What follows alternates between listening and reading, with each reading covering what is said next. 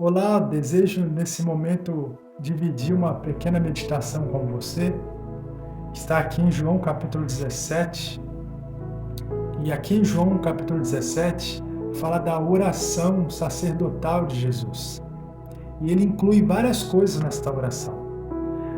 Nos primeiros versículos, do versículo 1 ao 5 do capítulo 17, Jesus ora por ele, para que Deus possa glorificar o seu Filho, Jesus, com a glória que ele tinha antes de vir ao mundo.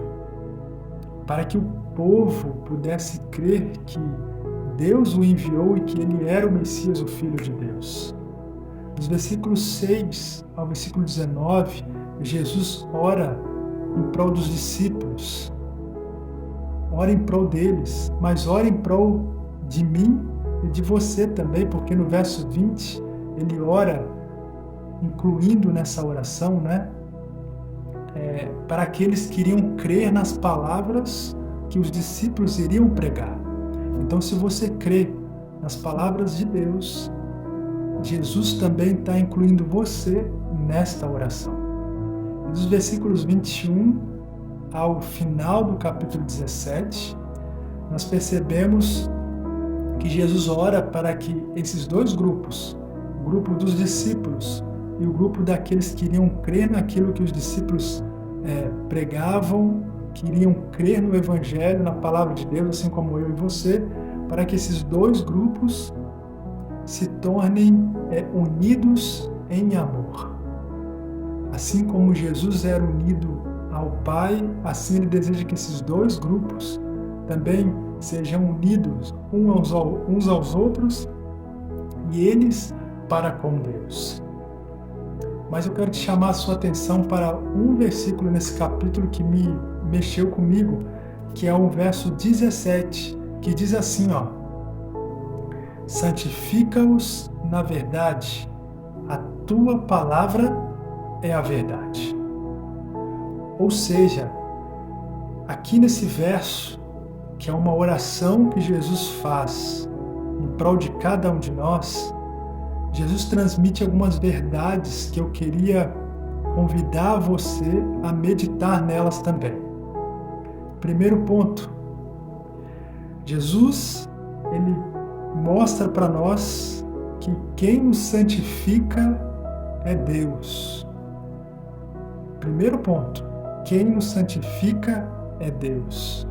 Lá em 1 Pedro, capítulo 1, verso 16, a Bíblia diz que Pedro escrevendo que santifica, Deus chama para ser santo como ele é santo, ou seja, é Deus que nos santifica. A santificação é obra dele em nossas vidas. Nós não temos poder nenhum para santificar a nossa vida. É somente na presença de Deus que nós temos uma vida santificada. É somente na presença de Deus que nós vivemos uma vida santa.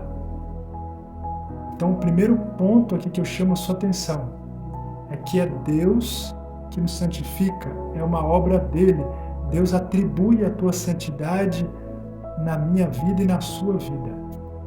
Segundo ponto que nós encontramos aqui, ele deixa as normas para que eu e você seja santo, que é a sua verdade, porque a sua palavra é a verdade.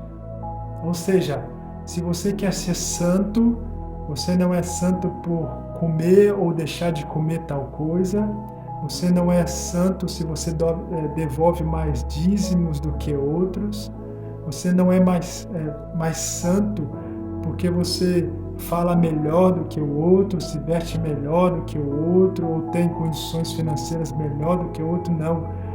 Nós somos santos pelo aquilo que a palavra de Deus, que é a norma de santidade, diz.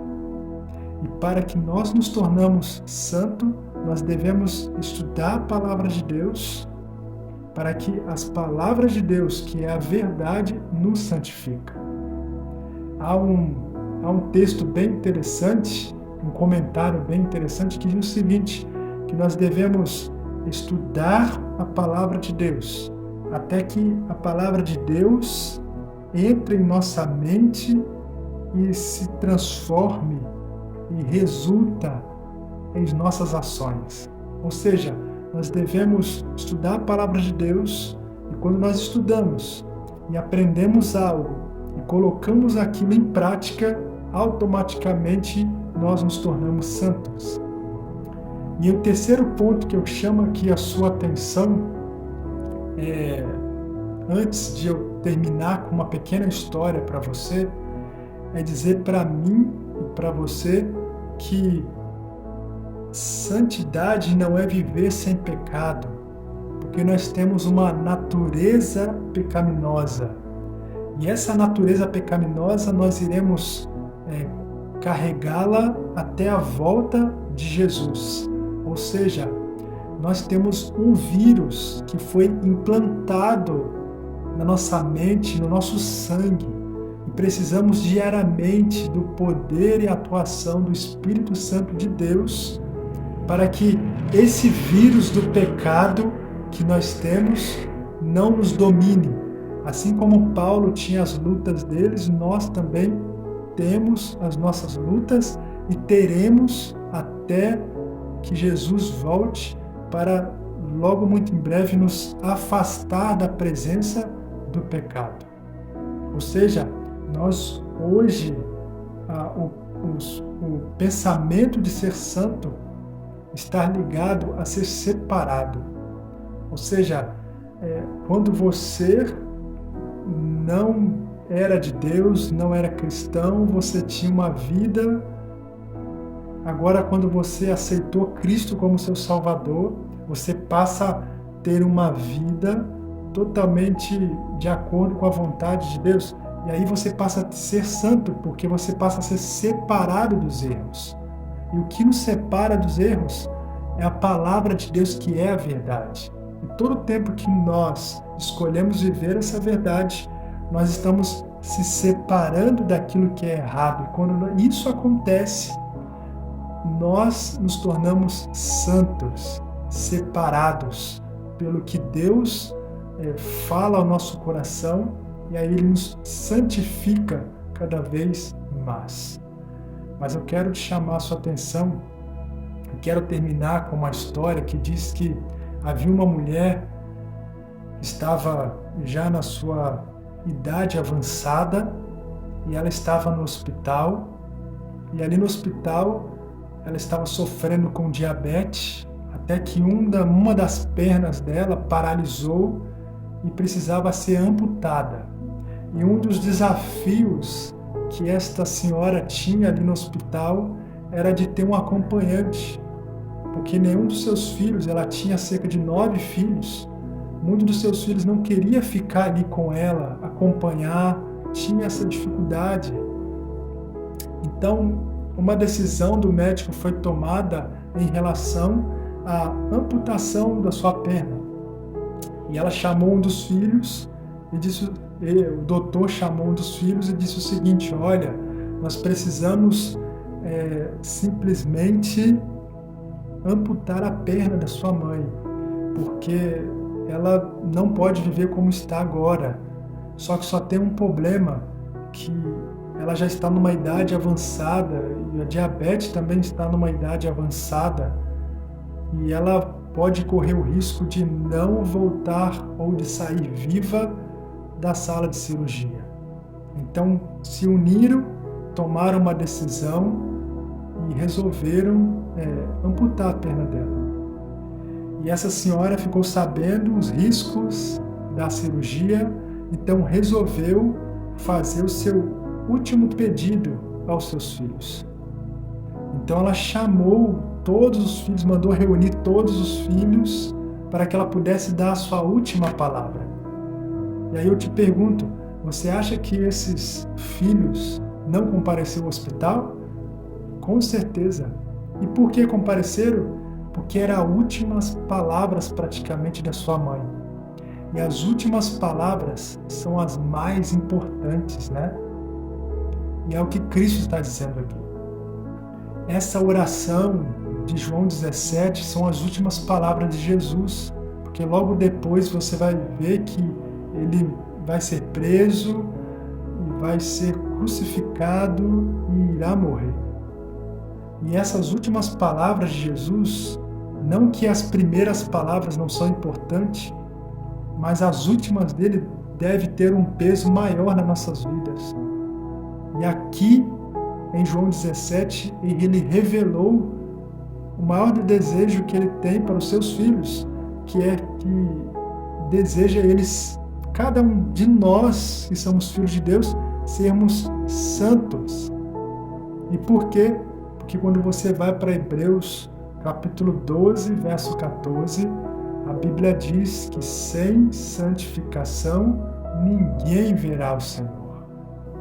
Por isso eu quero convidar você a escolher, a buscar ser santo por meio da palavra de Deus, por meio da presença de Deus. Esse é o desejo de Deus para a minha vida, esse é o desejo de Deus para a sua vida. E a gente tem vivido diante de um mundo que não tem preocupado com consagração, não tem preocupado com santidade, não tem preocupado em se afastar daquilo que é errado, não tem se preocupado em santificar a sua vida. E mais uma vez lembra você que santificação é simplesmente viver os planos de Deus, é internalizar na sua mente as verdades de Deus. E essas verdades se tornar como resultado em suas ações. E assim nós nos tornaremos santos, porque estaremos nos afastando daquilo que é errado para viver a verdade do Senhor. E esse é o convite que eu faço a você e desejo orar por você nesse momento. Vamos? Senhor nosso Deus, nos ajude a sermos santos, consagrados e preparados para a Tua vinda. Nos ajude, Deus, a cada dia mais moldar a nossa vida conforme a Tua verdade que está revelada na Sua palavra. Me ajude a ser santo, ajude essas pessoas que oram comigo a ser santo também e se preparar para a volta de Jesus. Cuida de mim, da minha esposa, da minha família, cuide desses que estão orando comigo também. Nos dê um sábado abençoado na Sua presença. Esta é a nossa oração em nome de Jesus. Amém.